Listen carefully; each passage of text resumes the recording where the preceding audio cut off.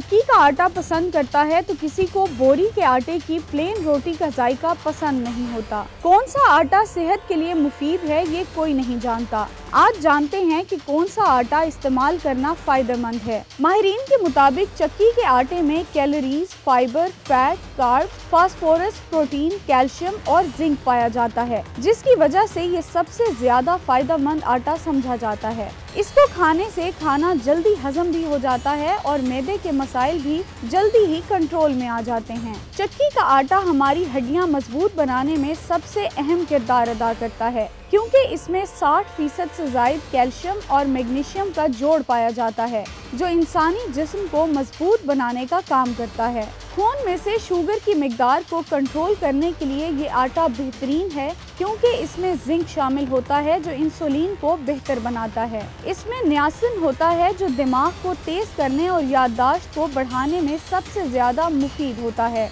इसमें vitamin B9 जिस्म में नए सेल्स को बनाता है, जो कि रेड ब्लड सेल्स को मजबूत बनाने और खून को DNA की तब्दीलियों से बचाने में मदद देते हैं।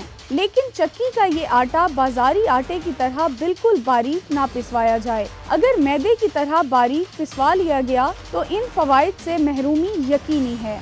इसी तरह इसकी छाछ को भी ना निकाला जाए। दूसरी तरफ माहिरीन कहते हैं सफ़ेद आटा बुनियादी तौर पर रिफाइन आटे को कहा जाता है, जो इंसानी मैदे के लिए महज सफ़ेद ग्लू से ज़्यादा कुछ नहीं है। इसको ज़्यादा खाने से न सिर्फ मैदे के मसाइल बढ़ते हैं, बल्कि आंतों की बीमारियां भी ज़्यादा होने लगती हैं। इसके इस्तेमाल से कोलेस्ट्रॉल लेवल बढ़ जाता है, कब्ज, जिगर की कारकर्दगी मुतासिर होती है और मोटापा किसी हद तक बढ़ जाता है।